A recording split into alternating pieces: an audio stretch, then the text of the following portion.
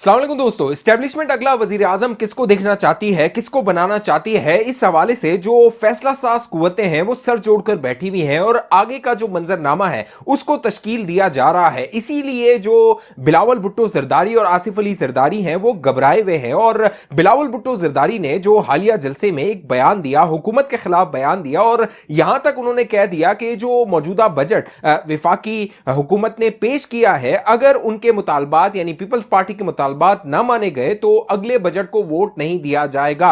पाकिस्तान में बिलावल भुट्टो जरदारी हुकूमत पर दबाव बढ़ा रहे हैं और दूसरी जानिब दुबई में जो आसिफ अली जरदारी हैं वो खुफिया मुलाकातें कर रहे हैं। अगला जो मंजरनामा है अगले 30 दिनों में वो वाजे हो जाएगा। उसकी वजह यह है कि अगले 30 दिनों में जो निगरान हुकूमत है उसकी तश्कील होनी है, लेकिन ये जो निगरान हुकूमत की तश्कील है इसका जो कुल्ली इख्तियार है वो नवाज शरीफ, शहबाज शरीफ के हाथ में आ गया है। उसकी वजह यह है कि जो अगला सेटअप यानी निगरान सेटअप बनेगा इसका जो फैसला होगा वो दो लोगों ने करना है और तीसरी जो कुव्वत है उसकी मर्जी भी शामिल होगी। जो दो लोग ये फैसला करेंगे उसमें वजीर आजम पाकिस्तान यानी शहबाज शरीफ साहब शामिल होंगे और लीडर ऑफ द अपोजिशन यानी राजा रियाज शामिल होंगे और ये दोनों शख्सियात का ताल्लुक नून लीग से है। उसकी वजह यह है कि राजा रियाज ने यह ऐलान किया हुआ है कि अगला जो इंतखाब होगा यानी जनरल इलेक्शन होंगे वो नून लीग के टिकट पर लड़ेंगे। लिहाजा जो अगला सेटअप बनना है, निगरान सेटअप बनना है, उसकी जो कह लीजिए कि सारी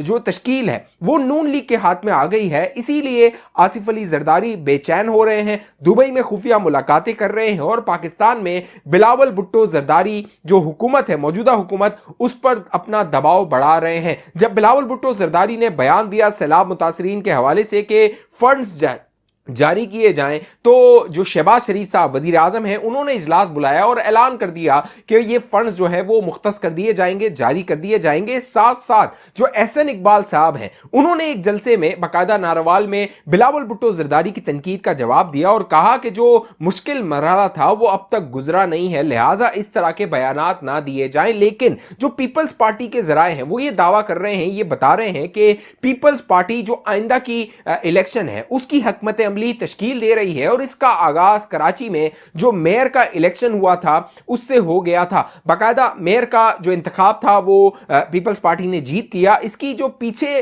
प्लानिंग है, हिकमत अमली ये थी कि जो कराची की 14 नशिस्तें हैं कौमी असम्बली की, उन पर हाथ डाला जाए। अगले इंतखाब में कोशिश की जाए कि वो 14 नशिस्तें पीपल्स पार्टी जीत सके ताकि जो अगला वजीर आजम होगा उसके कह लीजिए कि उसकी तश्कील में, अगले सेटअप की तश्कील में पीपल्स पार्टी अपना किंग मेकर वाला किरदार अदा कर सके। जो जरदारी साहब ने स्ट्रैटेजी बनाई है, कराची से नशिस्तें हासिल करनी है, साउथ पंजाब से लोगों को मिलाना है और फिर तकरीबन 70 से 80 सीटें हासिल करते हुए इत्तेहादियों को मिला के अगली हुकूमत तश्कील देनी है। अब पीपल्स पार्टी जो है वो हर रोज बयान दे रही है कि इंतखाबात वक्त पर होने चाहिए, तो मैंने जराए से राब्ता किया कि आखिर पीपल्स पार्टी को इंतखाब की इतनी जल्दी क्यों है। तो दोस्तों जराए ने, बाखबर जराए ने मुझे बताया कि जो आसिफ अली जरदारी हैं उनको यह खदशा है कि नवाज शरीफ अगर पाकिस्तान वापस आ जाते हैं और नवाज शरीफ की नाअहली खत्म हो जाती है और अगले इंतखाब में नवाज शरीफ मुस्लिम लीग नून की मुहिम चलाते हैं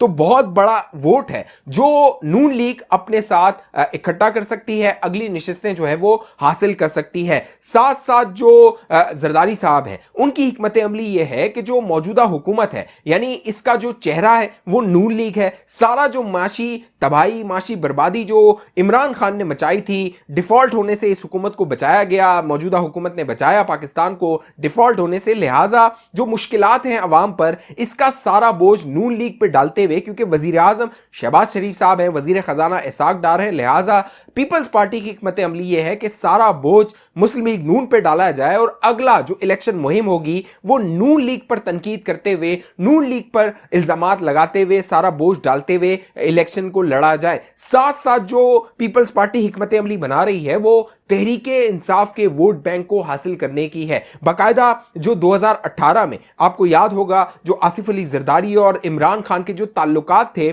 उसका जो बांडा फूटा था वो उस ऑडियो लीक के बाद फूटा था जब जो मलिक रियाज की एक ऑडियो लीक आई थी और तहरीके अदम-ए-एतमाद पेश होनी थी। तो मलिक रियाज आसिफ अली जरदारी को कॉल करके कह रहे थे कि खान साहब कह रहे हैं कि ये अदम-ए-एतमाद की तहरीक वापस ले ली जाए। तो इससे आप अंदाजा लगा सकते हैं कि पीपल्स पार्टी और जो तहरीक इंसाफ है वो इकट्ठी चल सकती हैं। और इसका इजहार गुज़िश्ता दिनों बाकायदा नदीम अफजल चंद ने कर दिया कि पंजाब में नून लीग से इत्तेहाद के बजाय तहरीक इंसाफ से पीपल्स पार्टी को इत्तेहाद करना चाहिए। तो आसिफ अली जरदारी दुबई में अब उनकी एक मुलाकात हुई है, खुफिया मुलाकात हुई है जो वजीर आला पंजाब है, निगरान वजीर आला मोहसिन नकवी, उनके साथ, क्योंकि जो आसिफ अली जरदारी हैं उन्हें यह लगता है कि पंजाब का जो अगला इंतखाब है उसमें किसी तरह उन्हें ज्यादा से ज्यादा सीटें हासिल करनी है। इसीलिए साउथ पंजाब पे, मुल्तान पे जोर डाला जा रहा है, वहां से इलेक्टेबल्स को शामिल करने की कोशिश की जा रही है। और जो जहांगीर तरीन ग्रुप का नई पार्टी जो बनाई गई है उसके साथ भी मामला तय करके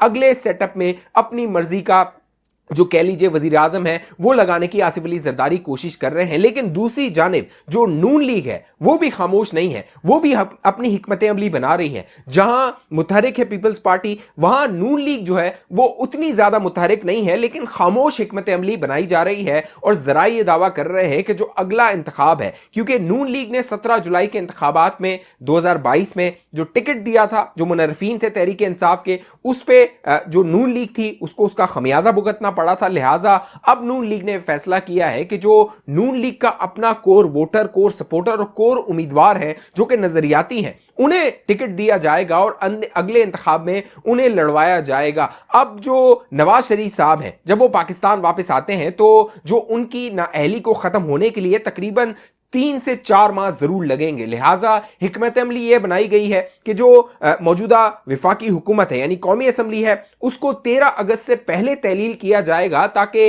अगले 90 दिन हासिल किए जा सके और उन 90 दिनों में जो नवाज शरीफ साहब हैं वो मुल्क वापस आए, उनकी जो नाअहली के हवाले से मामला तय होने हैं, फैसले होने हैं सुप्रीम कोर्ट ऑफ पाकिस्तान में, वो फैसले हो सके और अगले इंतखाब में नवाज शरीफ नून लीग की मुहिम चला सके। अब दोस्तों एस्टेब्लिशमेंट किसको वजीर आजम बनाना चाहती है, तो जरा ये दावा करते हैं कि एस्टेब्लिशमेंट मौजूदा वजीर आजम यानी शहबाज शरीफ साहब से बहुत खुश है, उनके साथ उनका बहुत अच्छा वर्किंग रिलेशनशिप है और जो एस्टेब्लिशमेंट है वो बहुत पहले से जो शहबाज शरीफ साहब हैं उनको बहुत पसंद करती रही है, क्योंकि उनके मुताबिक जो शहबाज शरीफ है वो बिला वजह के पंगे नहीं लेता, वो मामलात को रोकता नहीं है। एस्टेब्लिशमेंट जो कहती है वो उसको सुनता है, वो समझाता है। और जो दुनिया के मुमालिक हैं वो भी शहबाज शरीफ के साथ मामलात को अच्छे तरीके से आगे बढ़ाना चाहते हैं, चाहे वो चीन हो, चाहे वो रशिया हो, चाहे दीगर तुर्की हो, चाहे दीगर मुमालिक हो, वो जो है वो शहबाज शरीफ के साथ बहुत कंफर्टेबल हैं। लिहाजा एस्टेब्लिशमेंट की ये ख्वाहिश है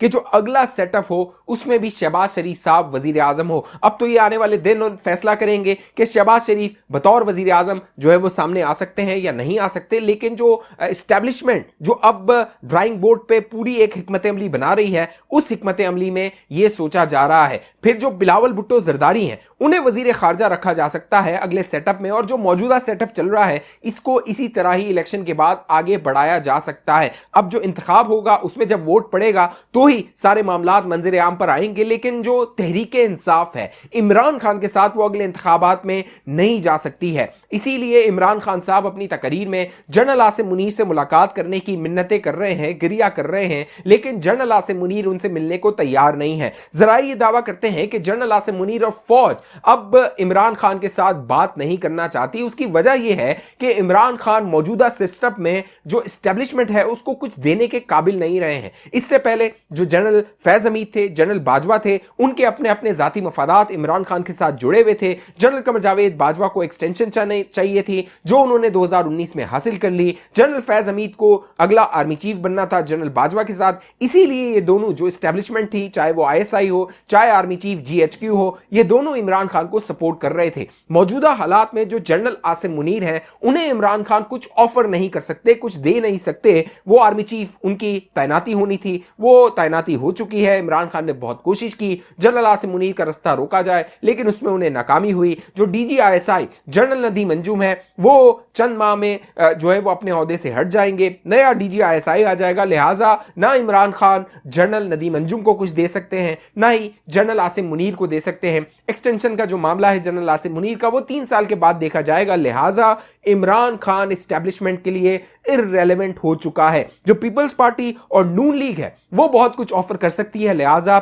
इन दोनों के साथ मामलात को आगे बढ़ाया जाएगा और अगला जो सेटअप है वो बनाया जाएगा। इस हवाले से जो अगला 30 दिन है, यानी जुलाई के महीने में बड़े फैसले होंगे, अगस्त के महीने में उन पर अमल दरामद होगा और फिर जो अगला सेटअप होगा उसके लिए भी तय किया जाएगा कि उसको 6 माह एक्सटेंड करना है, 8 माह एक्सटेंड करना है, साल एक्सटेंड करना है या फिर 3 माह के अंदर यानी 90 दिनों के अंदर इंतखाबात करवा देने हैं। नून लीग अपनी हिकमत अमली बना रही है, नवाज शरीफ अपनी चालें चल रहे हैं, जरदारी साहब अपनी चालें चल रहे हैं, इमरान खान बेचारे इन दोनों को देख रहे हैं। अब देखना है जो आने वाला मुस्तकबिल है, सियासी मंजरनामा है, वो क्या होता है। मैं आप दोस्तों के साथ सारी मालूमात शेयर करता रहूंगा। अभी तक चैनल आपने सब्सक्राइब नहीं किया, जरूर सब्सक्राइब कीजिए, साथ घंटी का निशान है उसको लाजमी दबाइए। फेसबुक पर देखने वाले दोस्त हमारे पेज को लाइक फॉलो करके इस वीडियो को लाजमी शेयर कर दीजिए। अगली वीडियो तक मुझे इजाजत दीजिए, अपना ख्याल रखिएगा। पाकिस्तान जिंदाबाद।